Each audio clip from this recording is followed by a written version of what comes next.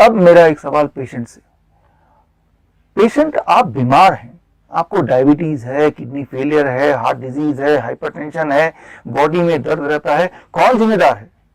क्या वो डॉक्टर जिम्मेदार है? जब डॉक्टर जिम्मेदार नहीं है तो आप डॉक्टर के पास क्यों जाते हैं ठीक करने के लिए अपने आप को? आप बोलेंगे डॉक्टर के पास नॉलेज है इसलिए हम जाते हैं। अच्छा, आप ईमानदारी से बताइए, मान लीजिए अंधेरे में आपकी कोई चीज खो जाती है, आपकी चाबी खो जाती है, तो आप कैसे ढूंढेंगे? क्या आप उजाले में जाके ढूंढेंगे या उजाले को अंधेरे में लेके आएंगे? बोलने का मतलब यह है, you don't need medication, you just need education. आप बोलेंगे कि भाई मुझे किडनी डायलिसिस के लिए जाना है, बॉडी में वाटर रिटेंशन हो चुका है, आई एम वेरी अनकंफर्टेबल, ऐसे में आप हमें ज्ञान दे रहे हैं। देखिए, हमारे बॉडी में ऐसी इमरजेंसी सिस्टम्स हैं जिसे हम कहते हैं ऑटो डायलिसिस, जिसे आप स्विच ऑन करते हैं तो आपको डायलिसिस की जाने की जरूरत ना पड़े।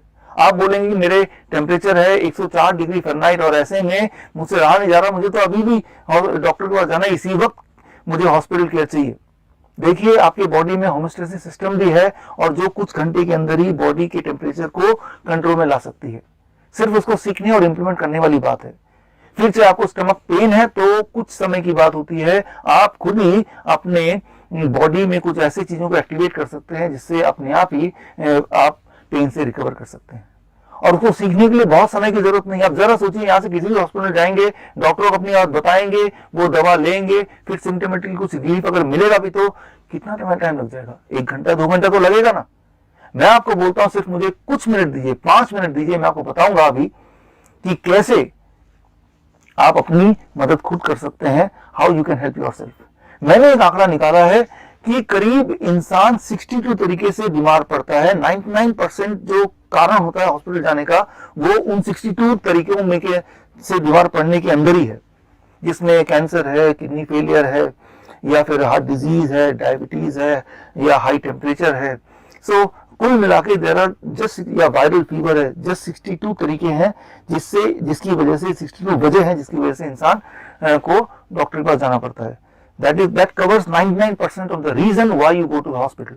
सिर्फ इमरजेंसी में, एक्सीडेंटल केस में जहां हड्डी टूट जाती है या ब्लड लॉस होता है, यही वाले केस है जहां पे आपको ट्रू सेंस में हॉस्पिटल जाने की जरूरत पड़नी चाहिए। बाकी सारी चीज आप घर पे मैनेज कर सकते हैं, इमीडिएटली मैनेज कर सकते हैं। कैसे मैनेज करना है, let's try to understand. Give me just 5 minutes to help you to understand how you can help yourself. देखिए, इसको मैं समझाऊंगा आपको 3 स्टेजेस में, स्टेज 1, स्टेज 2, स्टेज 3।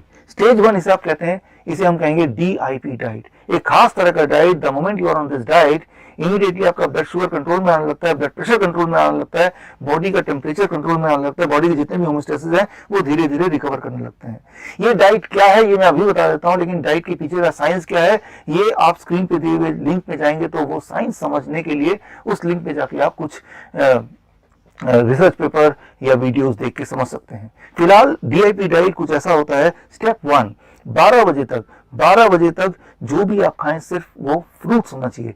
3 से 4 तरह के फ्रूट्स। कितने खाने हैं? It depends on your body weight. Let's say मेरा बॉडी वेट है 70 kg, 70 kg into 10, that is 700 grams और more of fruits, 3 to 4 kind of fruits. वो कोई भी फ्रूट हो सकते हैं, लेकिन सिर्फ फल खाना है 12 बजे तक। यानी कि कुछ और नहीं लेना है, ब्रेड नहीं लेना है, पराठे नहीं लेने, रोटी नहीं लेना, चाय नहीं लेना, बिस्किट नहीं लेना, सिर्फ और सिर्फ फल 12 बजे तक, सिर्फ और सिर्फ फल। और अब आता है लंच। लंच में या डिनर में जब भी आप बैठेंगे, दैट बिकम स्टेप 2। सो आप 2 प्लेट लेके बैठेंगे, प्लेट 1 एंड प्लेट 2।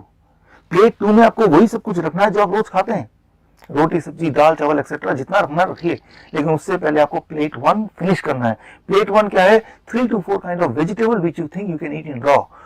टमाटर, खीरा, मूली, गाजर, ककड़ी, जो आप कच्चा खा पाए ऐसे वेजिटेबल चुन लीजिए, 3 से 4 तरह के। एंड कितना खाना है, दैट इज वेरी इंपॉर्टेंट, आपके बॉडी वेट के अनुसार। मेरा बॉडी वेट 70 kg into 5 यानी कि 350 grams या ज्यादा। सो अपने बॉडी वेट के अनुसार आप कैलकुलेट कर लीजिए and that becomes your plate 1। Plate 1 खत्म करने के बाद ही you are allowed to have plate 2। Plate 2 जितना भी चाहे आप खा सकते हैं। सो लंच जब भी करें और डिनर जब भी करें, प्लेट 1 प्लेट 2 सिस्टम से करें। और तीसरी बात, third step, stop only 2 things. 1, no animal food. Animal food का मतलब no chicken, no fish, no egg and even no dairy products. Dairy products भी एनिमल फूड ही तो हुआ। दूध, दही, लस्सी, मक्खन, घी, पनीर, छाछ, stop. And second thing is no packed and refined food, no biscuit, no bread etcetera. अगर ऐसा आप कर पाए, so within the 72 hours you will be forced to stop that diabetes medication. You will be forced to reduce the insulin which currently you are taking. Yeah, within 7 days your blood pressure will start coming to normal, right? So कई सारे बदलाव आपको पहले 72 hours में दिख जाएंगे the moment you start this what I call as DIP diet. ये है स्टेज 1. अब चलते हैं स्टेज 2 में.